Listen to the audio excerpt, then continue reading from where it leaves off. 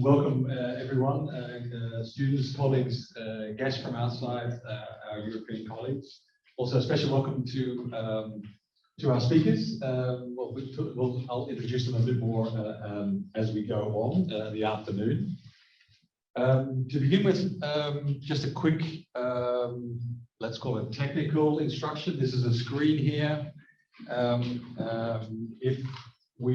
If you have a question as you're going through, I can imagine things pop up.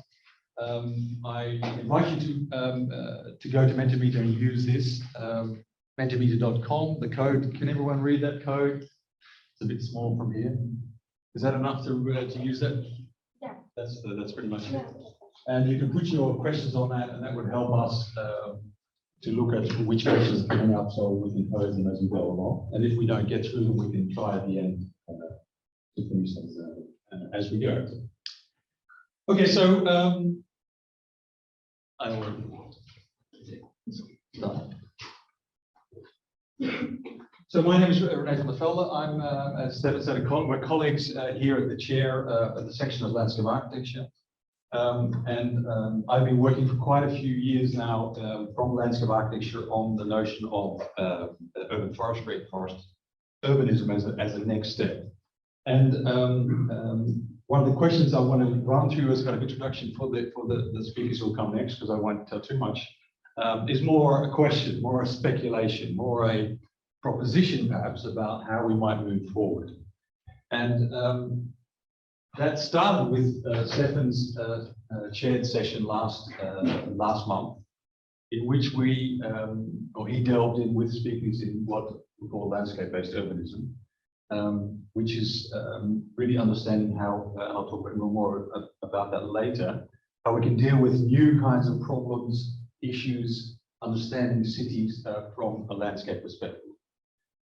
This is actually sort of suggesting a next step to that. So building on what was based and discussed in the first session, what else? And where can we go from here? What might be a new designing perspective from here? And that's these are the two themes that are coming up on this one, forest urbanism, today. And I say this because for two reasons. To begin with, you can say that, to start with, we have a very, you could say, established or a relatively established body of knowledge and body of practice around urban forestry at the moment. So here we're talking about what trees, the benefits of trees to cities, which ranges from spatial to ecological, environmental, even economic, human, social, cultural dimensions at different scales. So we have a basis for this, and it's a very valuable basis, and we're continuing on with that. But the question is, can we actually extend this further? And how might we extend this further, and how might we propose a radical next step? And I don't use the word radical lightly. And I'll explain why. So it starts with two questions. One question is, how do we actually see cities? What are we actually understanding? And the next is the problems which we all know of, and I'll talk a bit more about later, about what we're actually facing. But I want to start with this this image, and this is, if you like, most of the modern period. We can say we've been conditioned to look at the city as an architectural, as an artifact, as an object, as a very complex artifact, almost the antithesis of nature or separated with nature. And so these images, which are, I mean, it's a fantastic piece of art, is the view of one of our most important modern pieces of urbanism and architecture, but it's devoid of nature. It's a space.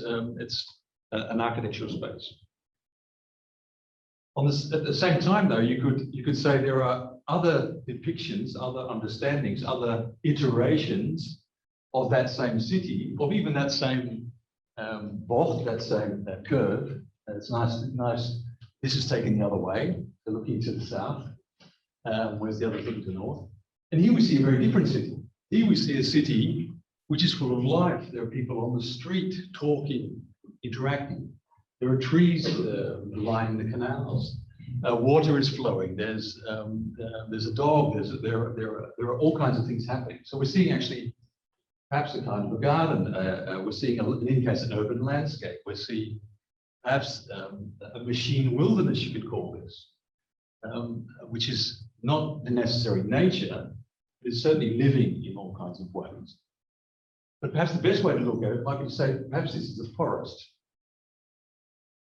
And I don't say this lightly, because if we look 400 years later, we can see an image of Amsterdam, which we all know of, using our data, that middle image here.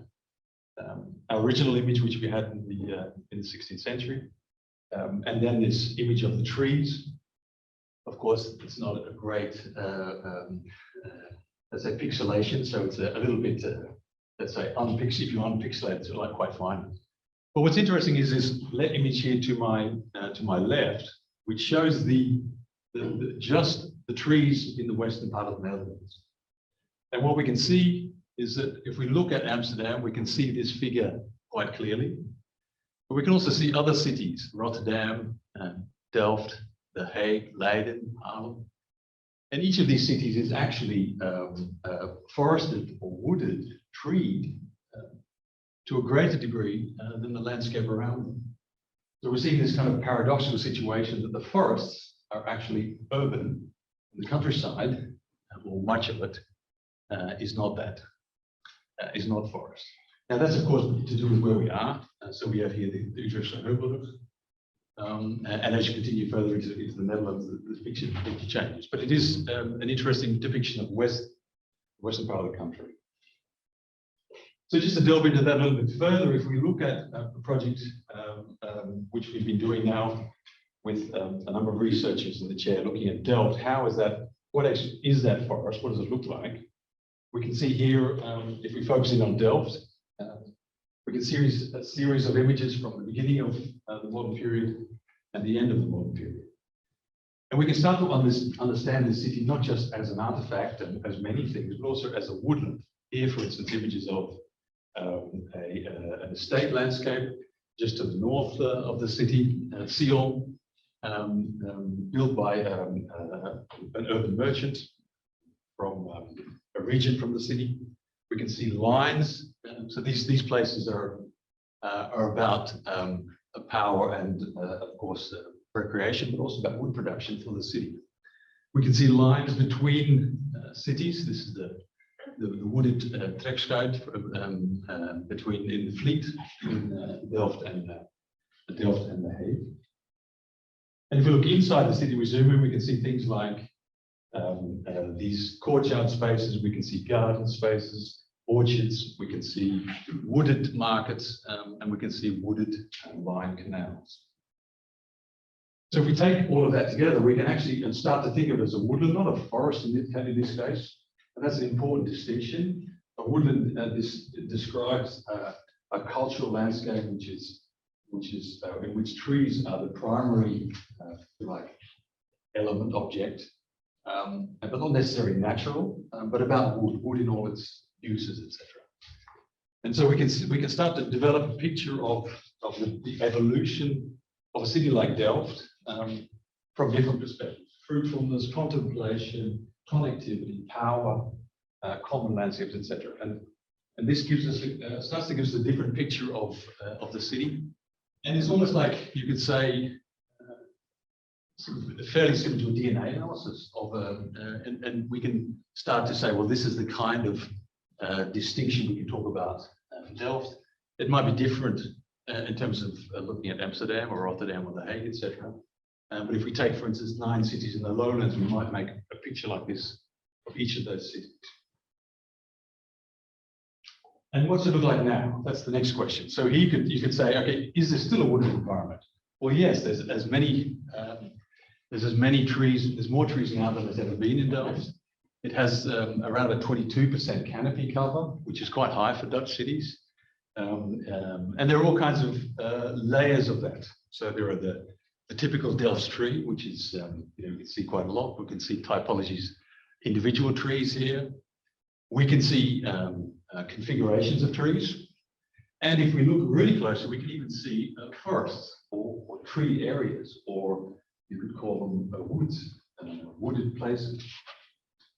And some of those wooded places, just to sort of zoom back into the ensemble level, they look like this, talking about combinations of configurations of trees in various species in various configurations, which join together form, certainly in a lower density landscape, a wooded canopy or a wooded environment in which the residents live. And we can understand that as a spatial composition in terms of its experience, in terms of its structure, but also in terms of what it does from a environmental, etc. perspective. We can also even zoom out and say, what does it look like from a very large perspective? If you said, are these forests actually even regional by nature? And this is a project by a graduation student of the lab last year who did an analysis of what these woodland patches might look like at a regional scale. So we have a new picture of city as woodland, certainly in the Netherlands, and so that gives us another way of looking at the city. And we can also say that we have, just as Stefan introduced also well and other speakers last time we worked together, we have a series of major challenges ahead of us. You could say combinations of crises which we need to address. And without going too far into them, we can say, though, the solution is perhaps designally, or in any case in the city. So we have this continuing pattern of migration happening. That will continue. We have an interrelationship which we must realize of cities to global problems. We must understand they're complex, multifaceted, and demand interdisciplinary attention. And we can also say that cities, though, have been are very diverse and maybe also increasingly diversity. But they're also the place that we could probably solve many of these problems. And finally, we can also say perhaps forests, green spaces, and the natural world are very central to that paradigm shift. Maybe we need to dig much more deeper into what that is. So some colleagues that we've been working with in the last 2 or 3 years, together, we're putting together this agenda. We've put together a research agenda, and they've put together an action agenda. They've suggested that what if you look at the city, the biocity of the future as a forest, understanding it as being self-sufficient, multi-leveled, about healthy living, bioeconomy, connected and slow, about balancing urban and rural, etc. And these things are all things which we should understand from a forest perspective. So it suggests that we should maybe explore more what we might do by reimagining the city, not just as a complex thing with a landscape-based understanding, but perhaps 3 or 4 steps further. Perhaps we should see it as a forest in its own right, not just what it is now, but what it could be in the future. And these kinds of imaginings are what we as designers do. Right? So we tell stories, we imagine, we envision. In the same way that René created these very interesting imaginings of the Via Appia, as in fact the city of Rome itself. Rome wasn't Rome, Rome was here on the road. And these kinds of imaginings are ways of thinking to the future. So what might that be? We can say we can suggest a couple of these. We could call them perspectives, and these we'll be talking about with the different designers and officers later on. A wooded common, is it a climate arboretum? Is this a complete novel new ecosystem we're talking about? Is it a forested regiopolys, or is it even a wooden city? So back to the timber cities we had, but actually back to CLT or another kind of timber. So there are kinds of possibilities in there. It certainly implies this. It certainly implies we need to move away or add to our understanding of problems from an ecosystem perspective. It means that we're going to readjust and rethink our place in the natural world. And one of the very inspiring things for me, still my generation, was the science fiction novel by Ursula Le Guin. Maybe some of you know it. And the word for world is forest, where Another planet was actually a forested planet, it's about the fight between an invasion of this forested planet. But certainly means that we're talking about a different kind of understanding of a multi-species world. So the first definition for our discussion might be this.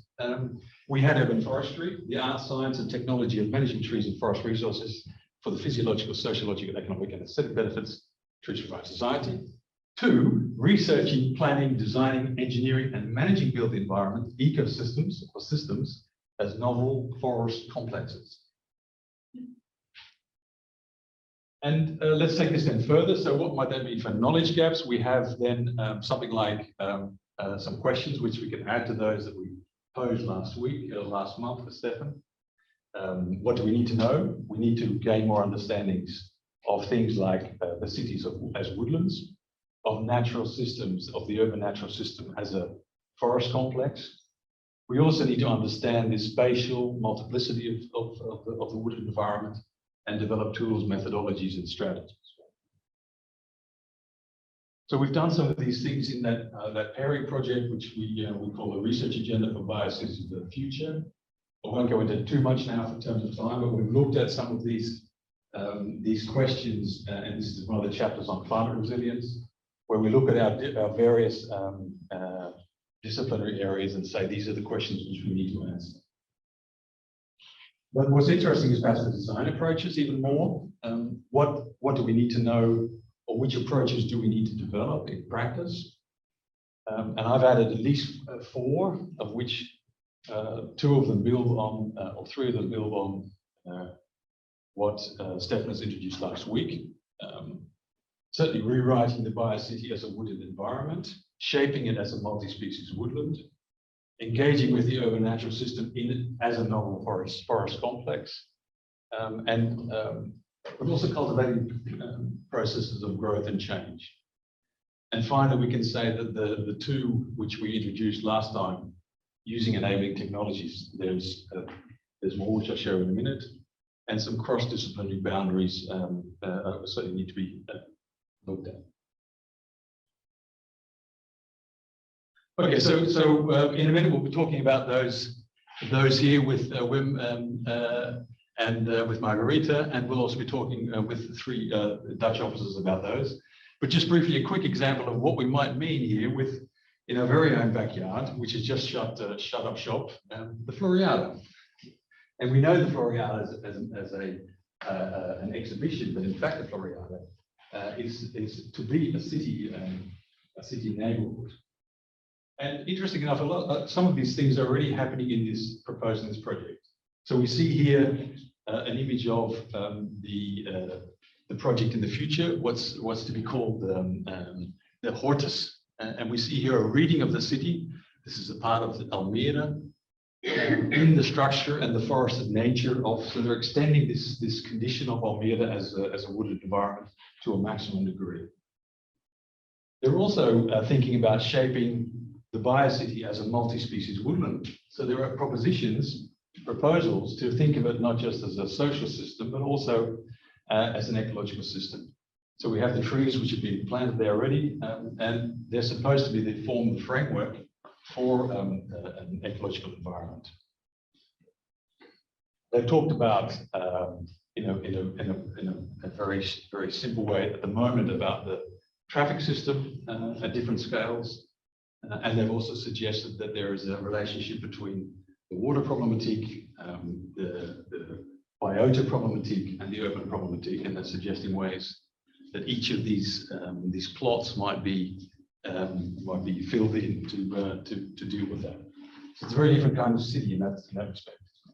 And even if we put it next to those images, the proposals of our colleagues from the Action Agenda, much of what they're suggesting actually starts to look at many of these things which we're seeing here, the multi-levelness, healthy cities, productivity, etc. They've been looked at. Whether or not there's going to be a cultivation process and change, that's a question. Certainly there's lots of cultivation at the moment, but let's call it a simplistic cultivation. And whether or not it's utilizing enabling technologies well, but certainly the plan has been done apparently using scripting processes, and scripting processes which engage with natural systems. And so they've developed special software to program the plots later.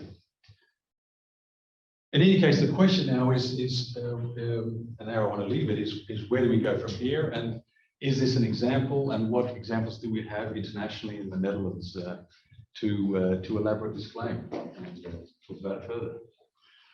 So thank you, and I